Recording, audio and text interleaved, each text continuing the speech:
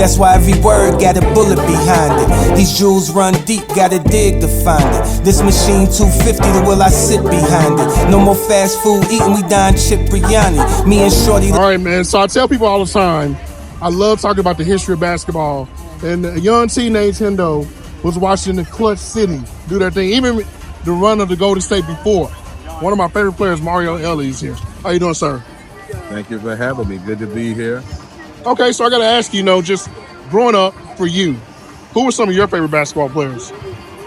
Dr. J, Magic Johnson, Julius Erving, George Gervin, Dominic Wilkins, all those guys.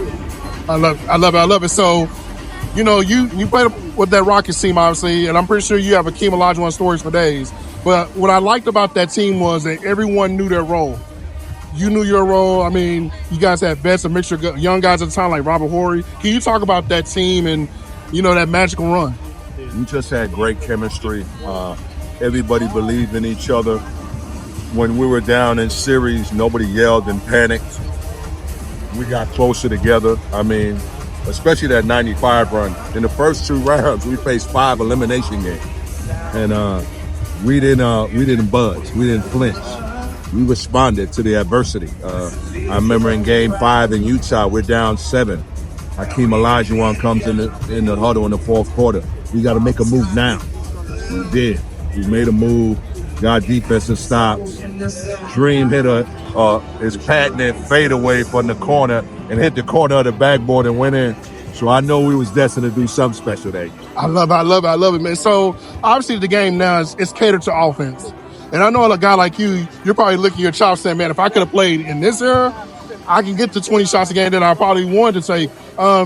Do you think that basketball should go back to not so much the 90s rules, because you guys out there, it was like you weren't scoring like nobody was going to be able to score like that. But do you think the basketball should adjust, the NBA should adjust right now to maybe tweak the rules to where you get that physicality back in the game? No question. I see Joe Dumars.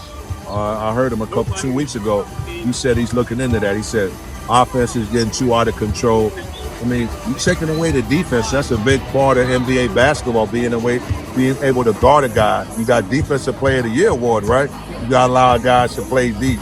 LeBron James is 6'9", 260. If you can't touch him or put a forearm on him, these guys are unstoppable. I remember in my era, not too many guys average 30 points. You may have at least 15 or 20 guys averaging 25 points or more. That's insane. We getting like NFL football, being a little soft. It's a physical sport. We got to bring a little defense back. I love it, man. Because for you had 2 different runs with 2 different great teams, right? Obviously, you had the Rockets run. You played with the Warriors. You had to run there, but then you did the Spurs, right? There's everything with that. What was the dynamics between those 2 teams in particular with the Spurs and the Rockets? Obviously, you got a chance to play with the Admiral. And you dealt with those guys, right? First thing I want to say, God bless me playing with the 3 of the greatest big men. I went from Olajuwon to Tim Duncan and David Robinson. So you forgot about the big fundamental. You can't forget about the big fundamental. Greatest power forward of all time, yeah.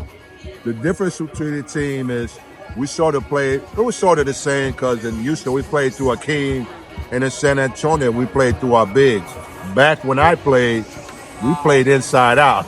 Now it's all outside. I don't know if any inside. It's all outside. So when I played, it was great big man Shaq, David Robinson, Tim, Olajuwon, Dikembe, Ewing, Alonzo Mourning. There was some legitimate big men. All those dudes are Hall of Famer. But now it's sort of a guard game now. You don't see the same front lines. The front lines now is 7 foot, 6'5", and 6'8". Back when I played, it was 7 foot, 6'11", 6'10". That was the front. Yeah, you're probably like a small ball power forward. I probably could guard some of these centers in the league right now. I love it. Well, last question, man. So let's say we can do an all-star game where we say today's stars, and we put them against the guys of the 90s, and you're one of the guards. You're going to build your team, your lineup. You're one of the 5 in the starting 5.